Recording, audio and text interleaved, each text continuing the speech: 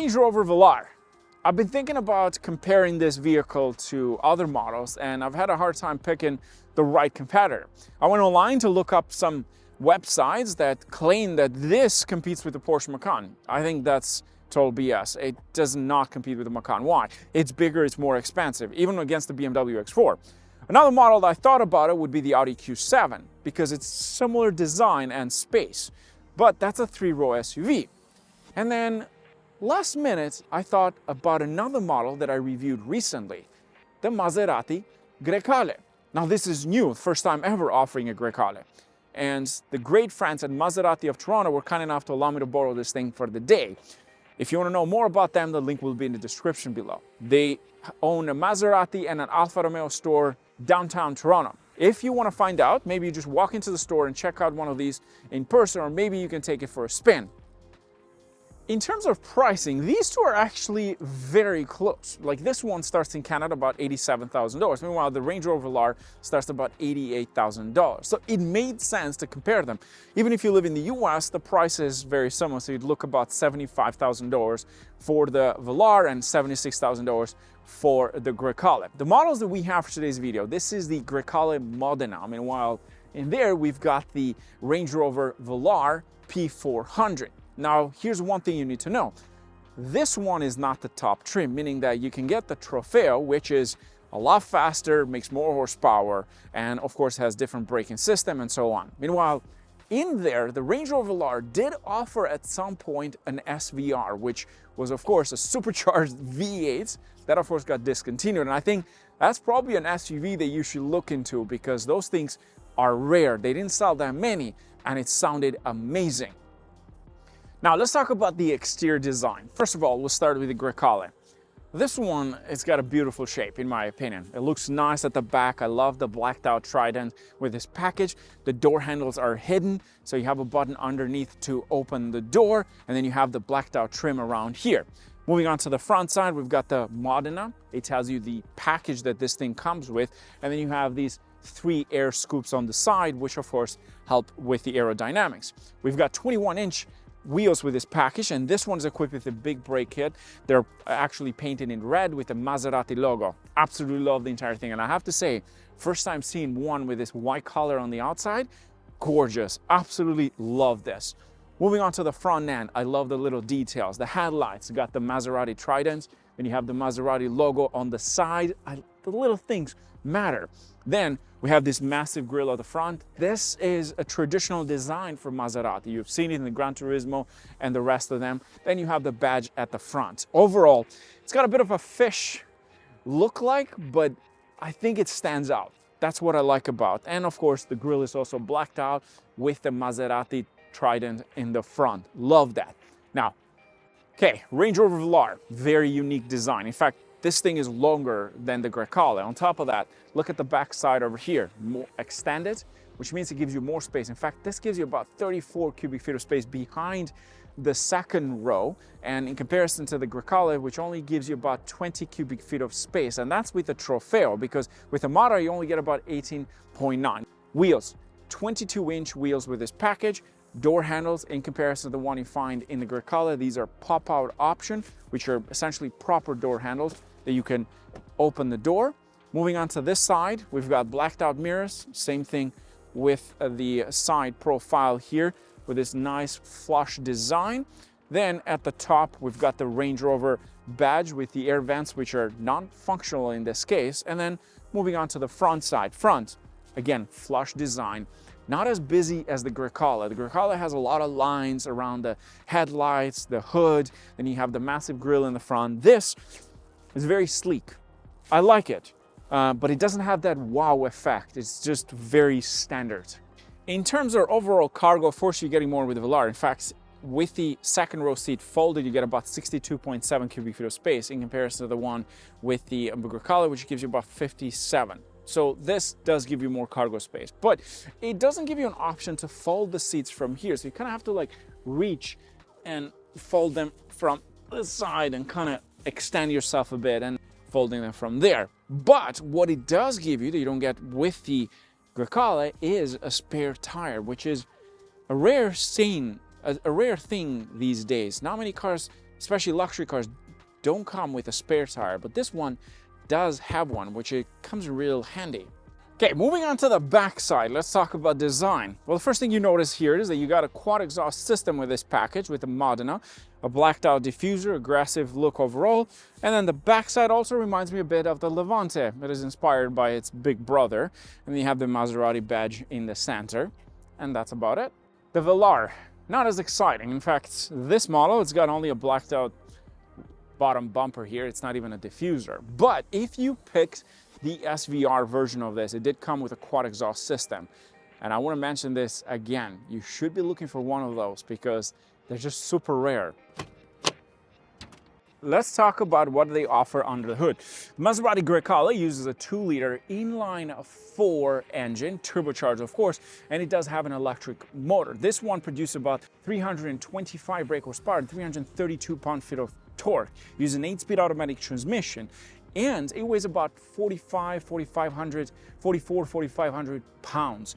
0 to 60 in 5.3 seconds. This thing is super impressive what it can do with a 4-cylinder engine.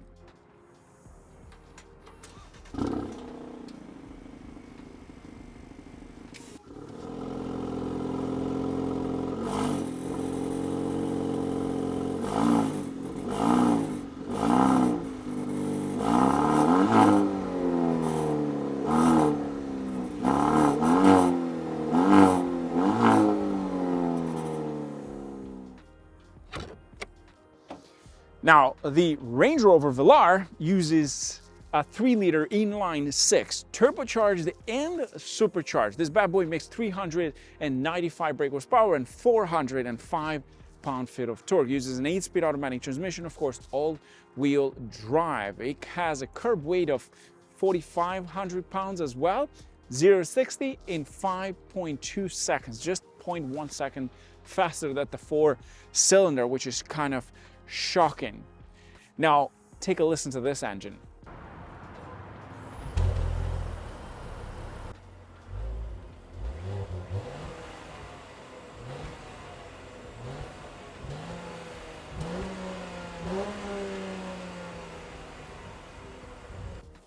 Okay, let's jump onto the inside and let's talk about interior space. Well, this is pretty roomy inside. It's really nice, spacious. I'm 6'2", so this will give you the perfect idea how much space you get in this bad boy. The seat in the front is set as if I was the driver, which is another way to tell you. And I just got a text message, so I'm just gonna stop my phone from ringing and back to business. Center, we've got a climate unit with temperature control, fan speed, and position of the fan. And then you press that, you have heated seats in the back. I don't believe this comes with ventilated, so there's only heated seats in the back, which is nice, but you have to push to get to the heated seat option. Other tech features, well, there's a light at the top. We got a panoramic roof all the way across, and this one comes with powered second row. What do I mean with that?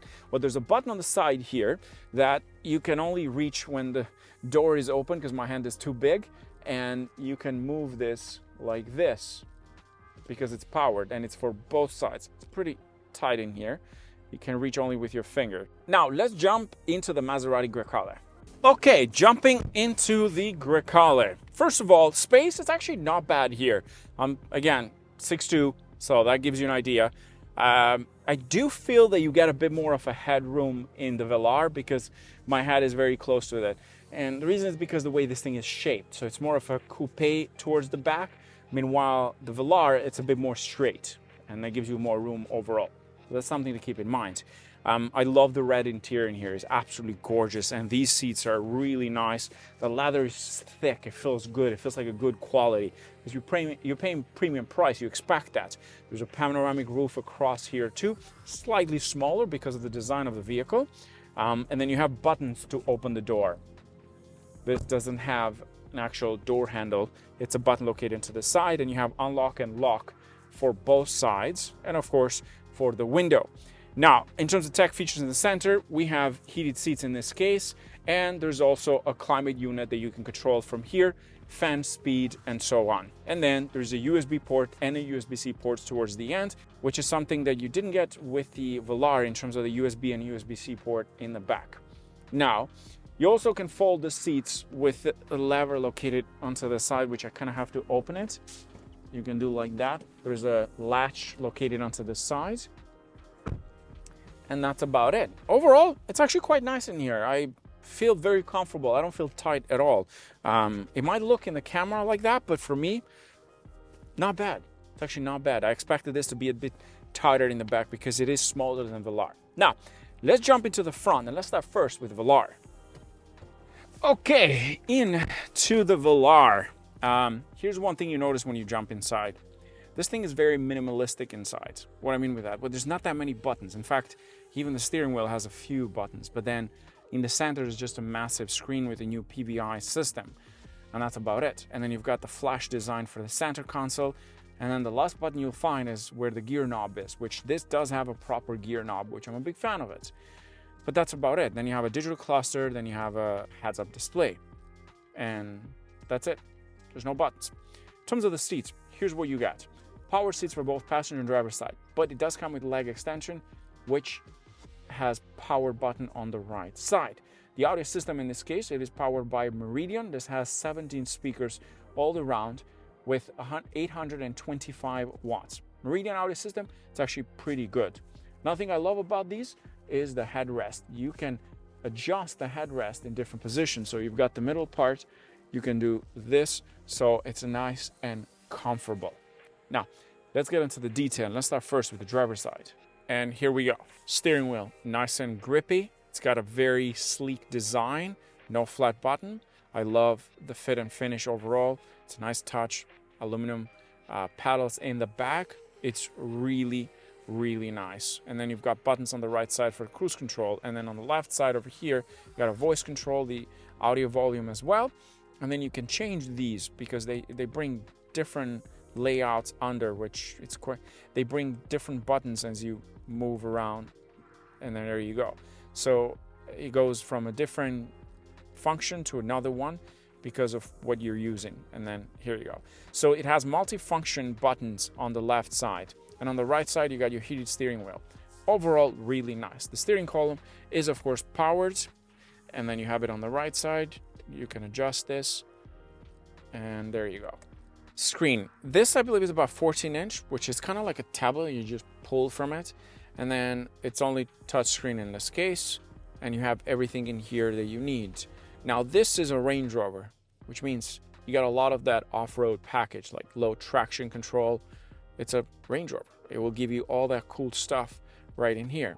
And then if you go back into the menu, we've got dynamic eye, which this is for your control of the steering, engine, suspension system. This does come with air suspension, so you can adjust the height based on the driving mode. You got your stopwatch, lap times, and then you've got the G meter. So in case you want to take this around the track, which I highly doubt anybody's going to do, but you have it there, which is nice.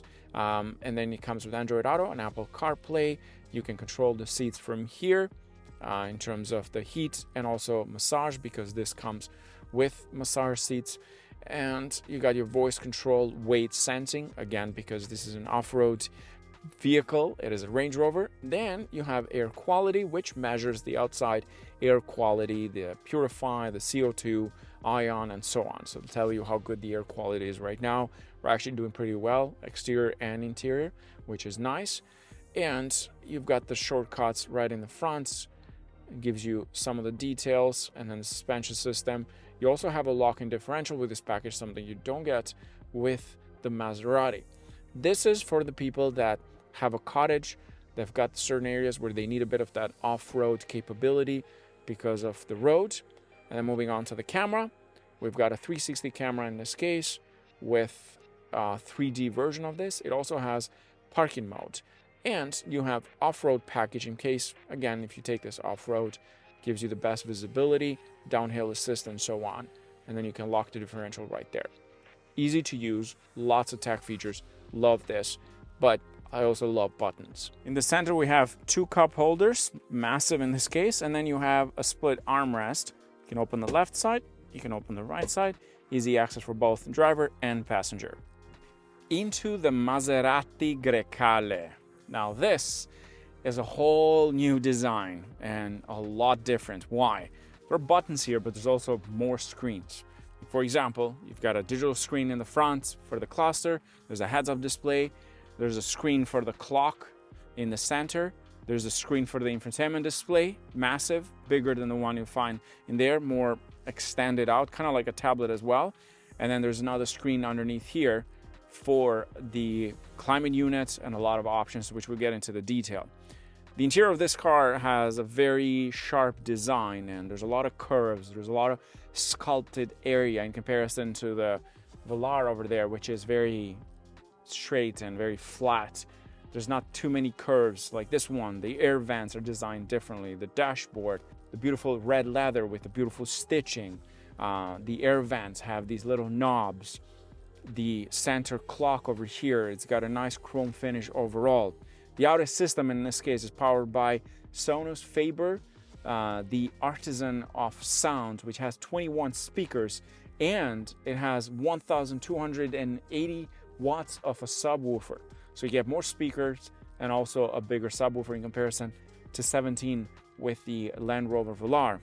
The steering wheel is nice and grippy with a flat button, no red stitching around here, but that's okay. But unlike the one in the Velar, the start button is located in the steering wheel, which I will say I'm a huge fan. This is more sporty design on the interior than it is in the Velar. The Velar is a bit more geared towards luxury.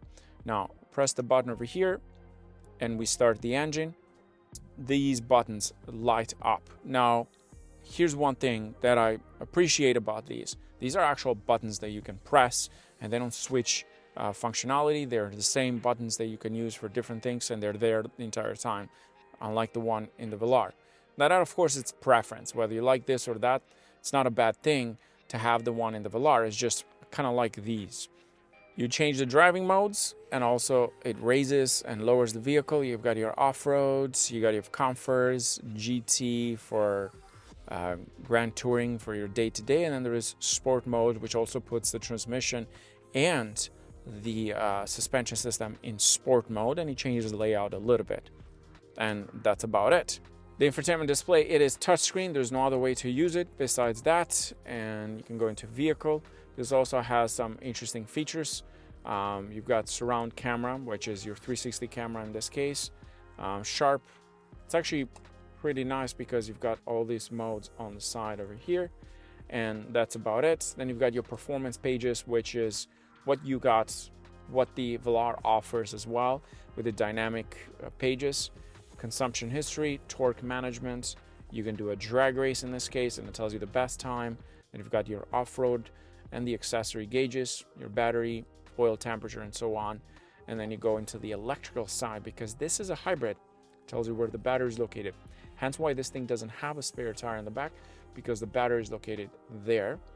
And then you go into My Car, which shows you a lot more options. Then you've got your drive mode Explorer in this case. Got your off-road. So you have a couple of options to change the driving modes, not just from the buttons and the actual steering wheel, but then also here too. And then over here it shows you a lot more settings. Easy to use, very fast, not bad at all. I really enjoy it. And then you go into vehicle, and you've got some extra apps as well. And here you go, that's easy access. The clock has multi-functions. You can do clock, you can do compass, you can do pedals in this case, telling you brake, power, and then you got your G meter as well. But then if you go back into clock, you also have classic mode, which is my favorite. And then you got sport mode, and there is this design, which is a digital clock in this case. We're a minute away from 12 o'clock. But I like this one. This is one of my favorite because it just reminds me of the previous Maseratis. Unlike the Velar, which has a proper shift knob, this has buttons at the top. I will say this, I'm not a fan. I've said this before when I first drove this. It's not as quick. It's just not a big fan. It takes time to get used to. And also, let's just say, put into drive. Sometimes, look, that takes time to go into park. It's not as quick. So if you're a Maserati engineer or designer, please next time, just put an actual gear knob. Underneath those buttons, we have the turn off for the top screen. Then you have the control unit here for your climate, heated seats, ventilated seats, heated steering wheel, similar to the Velar. And you also get the other shortcuts for the clock, the ambient lights and the ride height. So in that case, you can change it to wherever you want it to be, but it also changes based on the driving mode and so on. So there's a lot of options that you can play around here in the second screen. Let's talk about the seats, and let's start first with the Maserati Grecale. These are kind of like a bucket style seats, but I do appreciate the Maserati Trident at the top. Same thing with the back seats, and this leather is nice. I love the stitching. But with the Maserati Grecale, the leg extension is not powered, it's actually manual. Now, is that a bad thing? Not really, just easy access. But these hug you in nicely, and this part here more extended. But in comparison to the one in the Range Rover Velar, which has those flaps towards the headrest that you can adjust for the headrest to just give you a comfortable ride, these are just flat.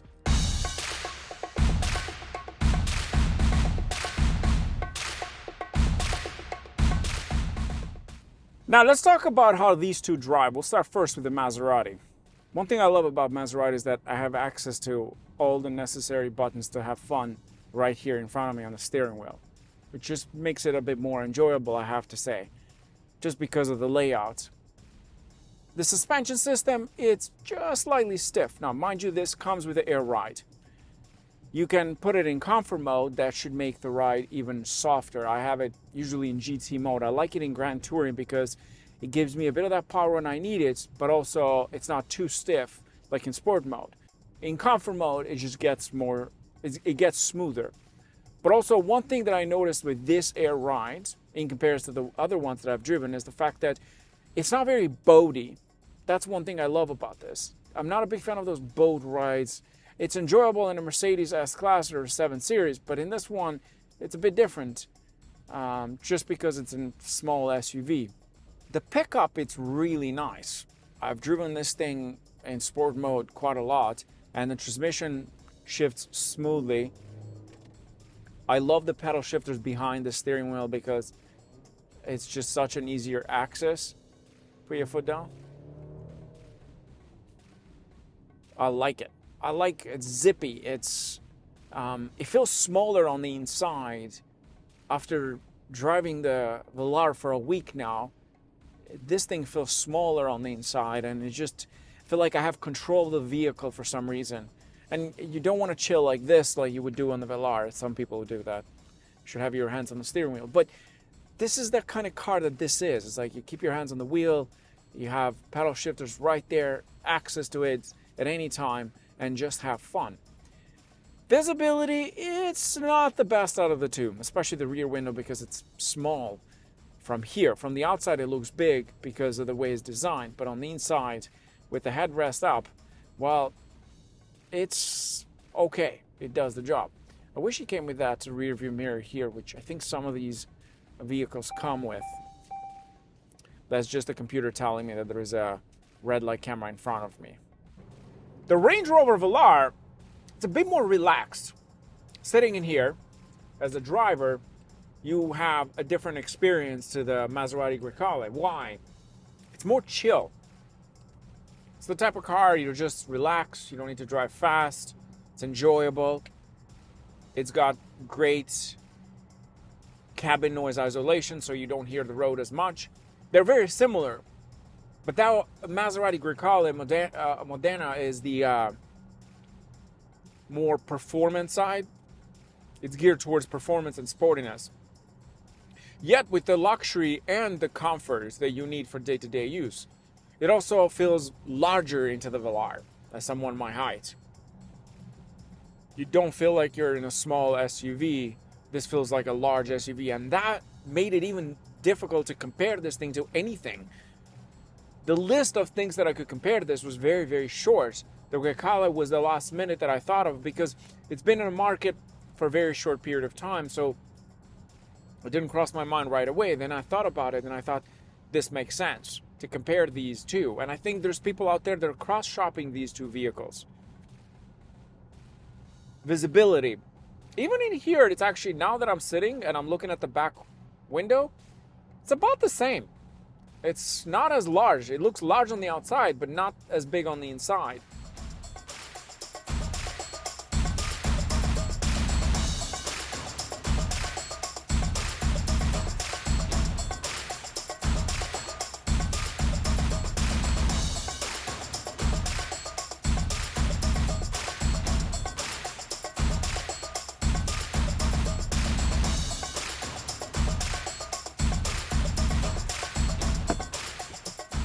Now, to wrap up this video, which one would I take home out of these two?